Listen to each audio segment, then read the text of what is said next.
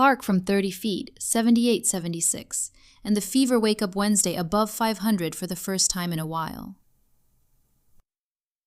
A logo Dagger on the road, no rest. Joey is, feeling slightly better about life today. This is Indiana Fever Daily.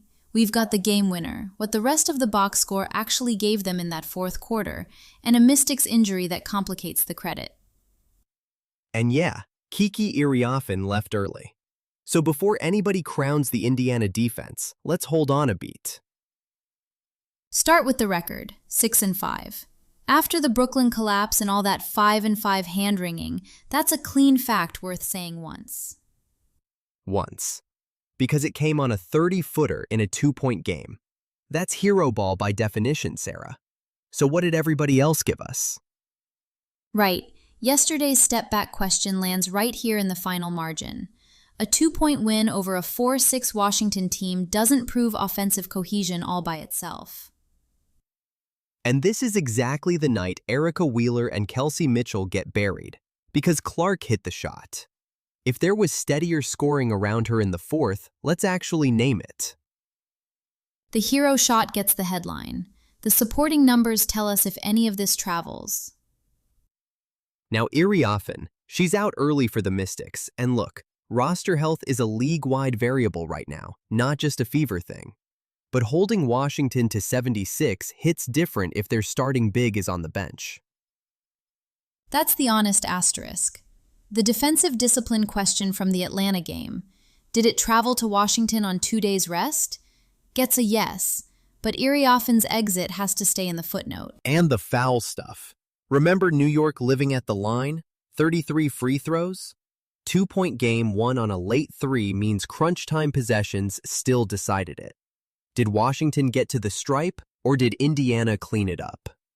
In a game this tight, foul margin matters more, not less. That's the fixable leak to check before anyone calls it solved. So I'm relieved, not letting go of the wheel. Clark handled the big test, and the cohesion question didn't close. It just got more fun to argue about.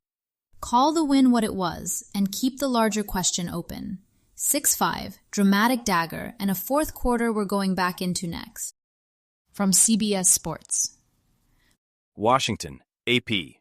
Caitlin Clark's three-pointer with 1.2 seconds left gave the Indiana Fever a 78-76 victory over the Washington Mystics on Monday night. Washington rallied from a 17-point deficit and led by 1 after Sonia Citron's 2 free throws with 4.3 seconds remaining. But after a timeout, Clark caught a cross-court pass and was all alone after Cody McMahon went for the steal and missed. Final from Washington, 78-76 Fever. Clark catches a cross-court pass with 1.2 left, all alone after Cody McMahon gambles for the steal and buries it from in front of the logo. First game winner of her career, third pro season.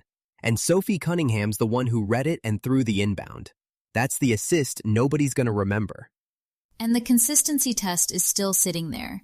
Indiana got the closer's shot, but only after a 17-point lead shrank into a 1-point hole. Citron hits 2 free throws with 4.3 left, and they're trailing. Clark also missed 2 free throws with 36 seconds left in a 2-point game. The hero ball worked, but it had to bail out the leak. 6-5 now, above 500, matching last year's playoff team at this same point. Sit with that number before anyone oversells the buzzer beater. And one thing on the credit, Washington lost Kiki Iriafen to a sprained ankle. Holding them to 76 reads a little different when their front court's a body short. Here's Hawk Central. Caitlin Clark and the Indiana Fever continued their 2026 WNBA regular season with a 78-76 win against the Washington Mystics on Monday, June 8th. Clark, a former Iowa women's basketball star, and the Fever are 6-5 after the first 11 games of the regular season. The Hawkeye legend hit a three-pointer with under 2 seconds remaining in the game to push the Fever to the win. Game winner, 30-plus feet, under 2 seconds. Fever take it 78-76. I lost my mind. I'm not going to pretend otherwise. And then you look at the line. 4 for 16 from the floor. Her only made shots all night were threes. 4 for 10 from deep, including the winner. So she goes 0 for everything inside the arc and still ices the game from 31. That's the most Caitlin Clark sentence I've ever said out loud. 19 on 16 shots with 5 turnovers. That's a hero ball night, not a clean one. That's why I want the rest of that fourth quarter before we crown anything. The step back gets into it later. Right, and somebody besides Clark put up points in a 2-point road win. That's the part that can get buried on a buzzer beater night. 6-5 now, above 500 for the first time in a stretch. Say it once, keep the cohesion question open. Chicago's in on Wednesday. Clark and Boston are back in the lineup, which is great. But with everything this team has been through, how do we actually know if the offense is clicking as a unit versus just riding Caitlin's hot hand for a night?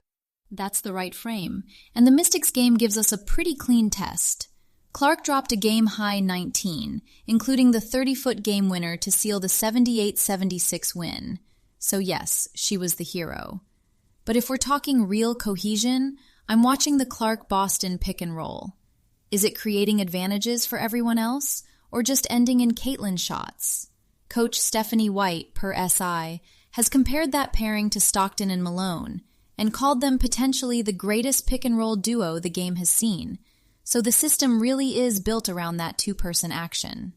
The starting 5 that night also had Kelsey Mitchell and Natasha Howard alongside those two, per Yahoo Sports. So the cleanest tell is Mitchell. Is she getting kick-out looks when Boston seals her defender? If she is, the Reed game is alive. And in a 2-point road win, the Fever had to execute in the fourth under pressure, not just stack up numbers after the game was decided. So if Boston is getting her own looks inside, not just setting screens and clearing out, does that tell us something specific about whether defenses are actually having to respect her as a scoring threat? Absolutely. That's the leverage point of the pairing. When defenses have to account for Boston's scoring in the post, it collapses the helper rotation and opens the perimeter for Clark and Mitchell. Remember, back in May, the Fever lost to these same Mystics 104-102 in overtime, even with Clark going for 32, so Washington knows how to scheme against a Clark-dominant attack. If Boston is asserting herself as a genuine scoring option in this rematch, the Fever get a lot harder to game plan against, and that's the kind of offense that can last deeper into the season. Keegan Smith, writing in DraftKings. Washington Mystics forward Kiki Iriafen left Monday's game against the Indiana Fever early due to injury. Iriafen exited during the first half with an ankle issue with the help of a teammate. She was subsequently ruled out for the remainder of the game due to a right ankle sprain. So the Iriafen wrinkle. Kiki goes to the locker room in the first half. Right ankle sprain. Ruled out the rest of the way.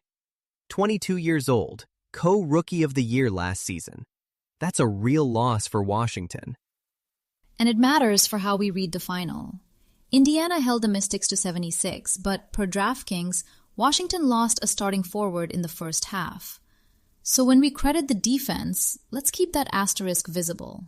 Yeah, you don't get full marks for a stop when the other team's best young big is in the tunnel by halftime.